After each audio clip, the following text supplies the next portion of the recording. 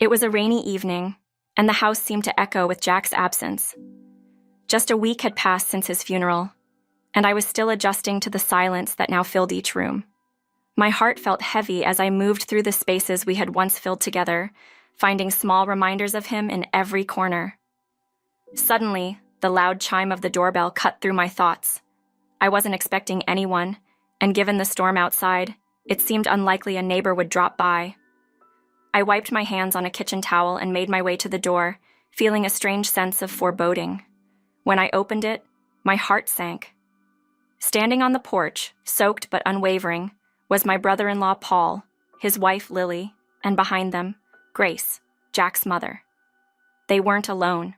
Behind them, a small group of family members, cousins, and their children huddled together, each one looking tense and determined.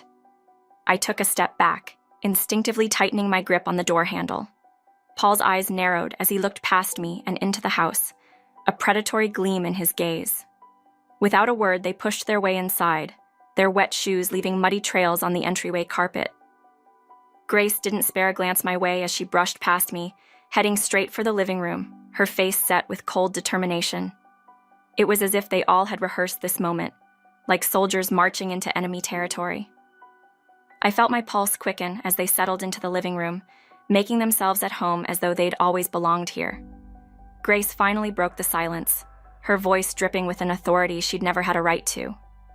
"Lauren, we've come to reclaim what's ours," she declared, her gaze never faltering. I forced myself to keep my composure, though every fiber of my being wanted to shout them out of the house. Instead, I took a deep breath, knowing this was just the beginning of the fight they had come prepared for. "What exactly are you reclaiming?" I asked, keeping my tone steady. Grace's lips twisted into a cold smile as she gestured around the room. "Everything," she replied, her eyes scanning the walls as if tallying up each piece of furniture. "This house, all Jack's belongings, everything that rightfully belongs to his family." I could feel the anger simmering beneath my calm exterior, but I knew I had to handle this carefully. "This house belongs to me," I replied, my voice unwavering. "Jack made sure of that before he passed." My words hung in the air, and for a brief moment, I saw a flicker of uncertainty cross Grace's face. Paul shifted uncomfortably, exchanging a quick glance with his wife Lily. It was clear they hadn't expected me to stand my ground so confidently. Lily, always the first to jump in, scoffed. "And where's the proof, Lauren?" "I'm sure you're just saying that to keep us out." I held my ground, reaching for a folder on the nearby table. "You want proof?" I opened the folder and pulled out the documents Jack had left for me. The official transfer of ownership, signed and notarized. I handed the papers to Grace, who reluctantly took them, her hands trembling ever so slightly. She skimmed the document, her face paling with each line. I watched as she finally looked up, her expression a mixture of shock and resentment. This can't be," she stammered, but the evidence was right in her hands. Paul stepped forward, his eyes narrowing as he snatched the papers from his mother's hands. He read over them quickly, his face growing darker with every word. "You think a piece of paper will keep us out?" he hissed, crumpling the document in his fist. "Jack was my brother, and this house is as much mine as it was his." I took a steadying breath, trying to control the tremor in my voice. "Jack wanted me to have this house," I replied, meeting his gaze firmly. "He knew how much it meant to us." Grace looked between us, her expression hardening once more. "Jack was clearly not in his right mind," she said coldly, dismissing my words as though they were meaningless. "He must have been influenced, maybe even manipulated." The accusation hit me like a slap, but I forced myself to stay calm. "Jack knew exactly what he was doing," I responded. "He wanted me to have a secure home, knowing I'd be alone." My words seemed to bounce off them like rubber, their minds already set on their mission. They weren't going to back down. Grace straightened, a cruel smile twisting her lips. "Well, unfortunately for you, we have a will of our own," she declared, pulling out a worn piece of paper from her bag. She held it up like a prized trophy, her eyes glinting with triumph.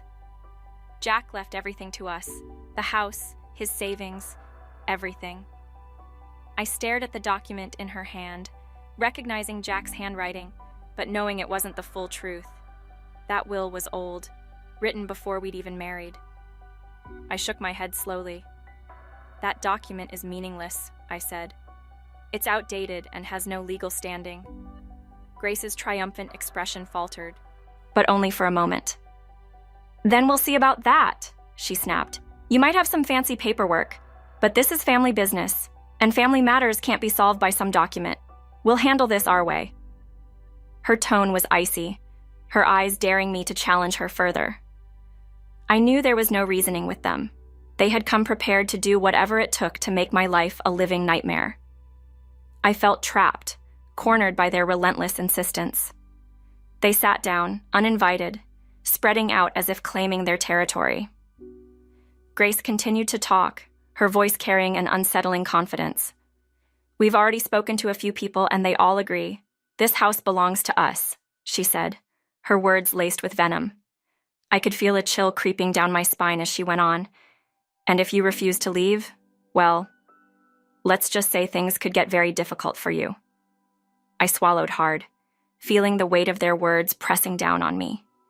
They had every intention of taking over, regardless of what Jack had left behind for me.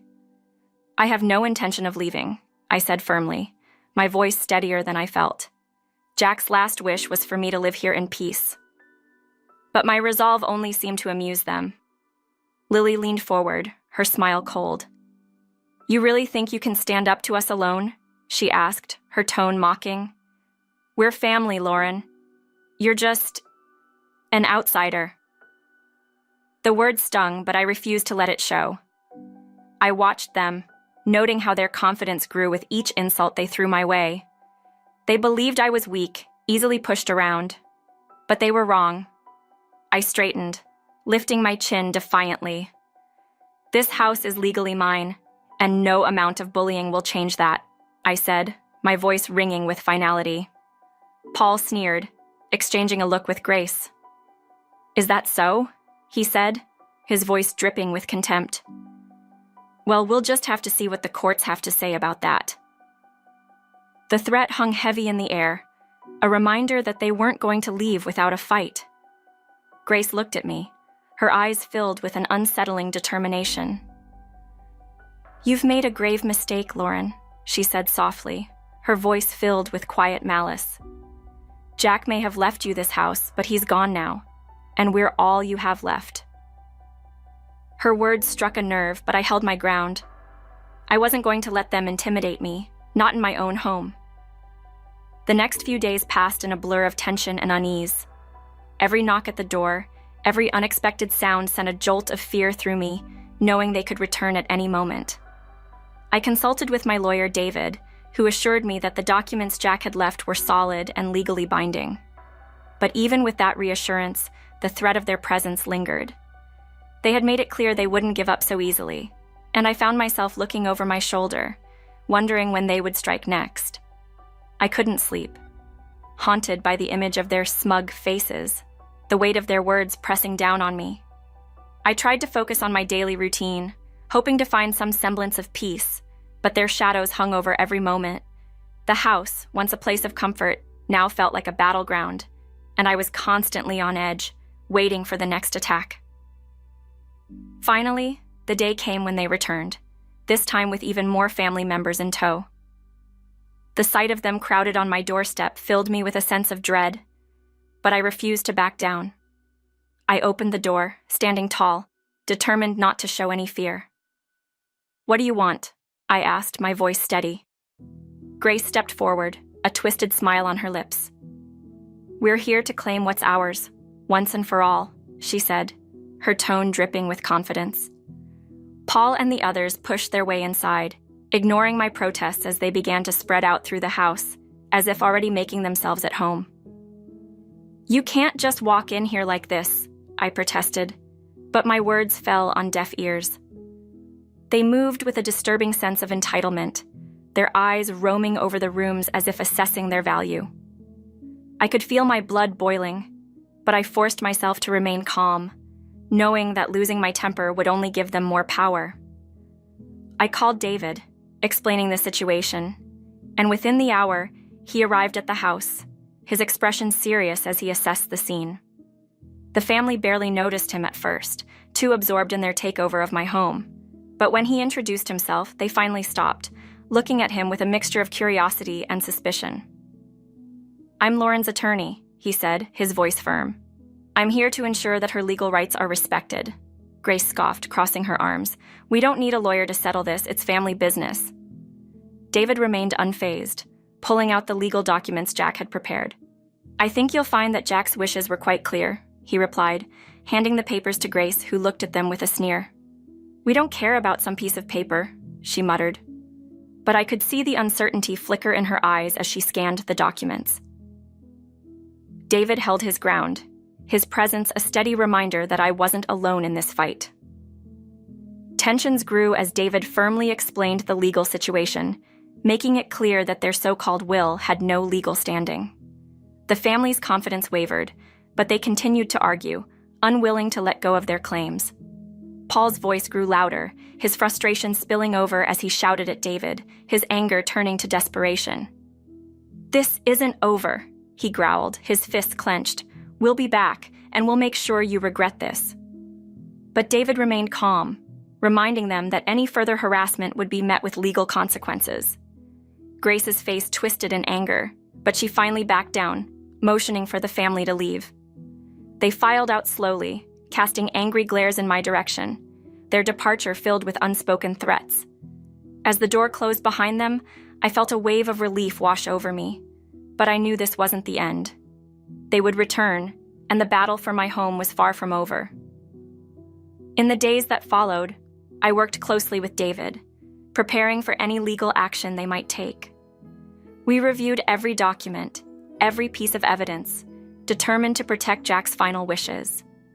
The family remained silent, but I could feel their presence lingering, a constant reminder that this was a fight I couldn't afford to lose. But as the weeks passed, I found a new strength within myself, a resilience I hadn't known I possessed.